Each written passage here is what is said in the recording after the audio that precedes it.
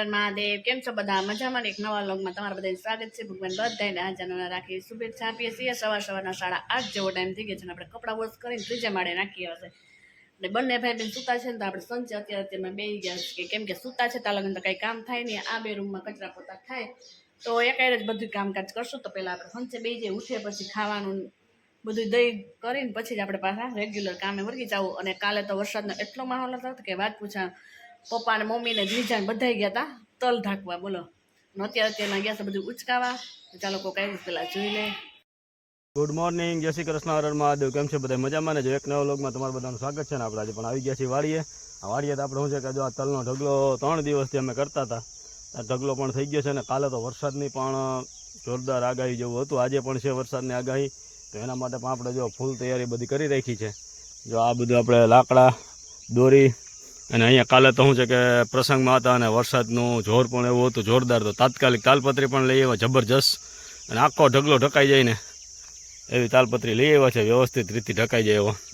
અને આજે આપણે કામ છે ફેરવવાનું, એવું બધું કામકાજ છે કરવાનું, તો આપણે કરવા માંડશું ને. મમ્મી તો જો આમ બેસી ગયા છે, કારણ કે એમાં શું છે કે કોક તલના છોડવા વેરાણા હોય તે વીણવા માટે લેવા માટે બધું છે ને. જો આપણે પણ હવે આ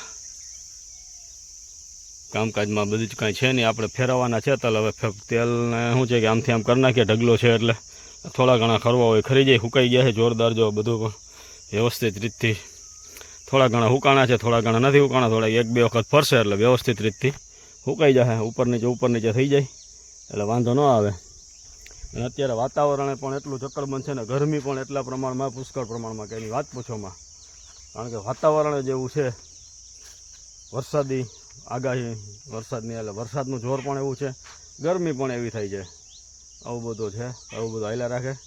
ચાલો આપણે પણ હવે ઘડીક બેસી અને પાછું આપણું કામ ચાલુ કરી દઈએ તલ ફેરવવાનું. જેવો ટાઈમ થઈ ગયો છે અને વાડી બધા હેરાન પરેશાન થતા હશે કેમ કે વરસાદ છે. જો તમારે કોને કોને છે કોમેન્ટ કરજો. જોઈએ આખી ઓસરી પલળી ગઈ છે અને આપણું કામ બધું હકેલ લીધું. જો લુગડું ઢાંકી દીધું અને બંને બાળકો બેસી ગયા છે. વરસાદ છે એટલે કંઈ રમાય તો નહીં કેમ કે આખી આજે ઓસરી ભીંજાઈ ગઈ છે. આપણે આમ પવન આવતો હતો, વરસાદ ઉગમણોથી આવતો હતો. જો અહીં લગન પાણી છે, થોડો ઘણો રહી ગયો છે પણ પવન બહુ છે. તો ચાલો આપણે રોટલી બનાવી. ચૂલા પાસે તમારે ખંડેર થઈ ગઈ કેમ કે ચૂલો તો માંડ ઢકાણો, કેમ કે કપડાં લેવા ગઈ, બધા આથણાનું બધું વીકો તો મુરગો ની બધું લેવા ગઈ, બધું લઈ કરી લીધું ને તાવસ પડી ગયો અને ચૂલો માંડ ઢકાઈ રહ્યો. પછી લાકડા ઢાંકવાની વારો ન આવ્યો તો ફટાફટ આપણે આવી ગયા ઘરે. ઉપર ગયા હતા કપડાં લેવા, ત્રીજા માળે કપડાં નહીં ખાતા તો નીચે ફટાફટ વહી કેમ કે કેલબાન ઢાંકણું બધું ઉડી ગયું. તો વાડી અસ્તર વાડીવાળા હેરાન પરેશાન થતા છે. ગાડીઓ નીકળી હવે જોઈએ કેવો વરસાદ કેવો નહીં આવે પછી ખબર પડે.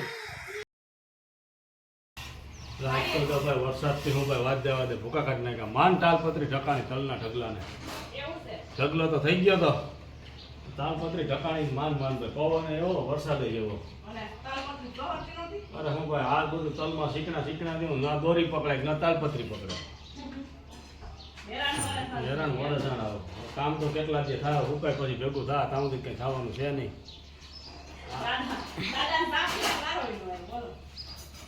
હું સાત પાછો આવ્યો હોય ઘરે એમનો કીધું વિલકનમાં ભરેલો સાત બનાવ્યો પણ પીવાનો વારો ન આવ્યો.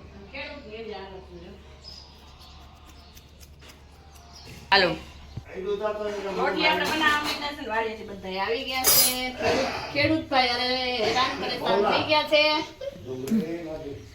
ચાલો રોટલી બનાવી હવે ખાઈ લઈએ. 12:30 જેવો ટાઈમ થઈ ગયો છે. રોટલી બની ગઈ, આપણે હવે બે જ રહીશું હવે પછી બેસી જાય બપોરા કરવા. આજ તો ખેડૂતભાઈ હેરાન પરેશાન. જો ખેડૂતભાઈ બે બાઈને બેઠા છે.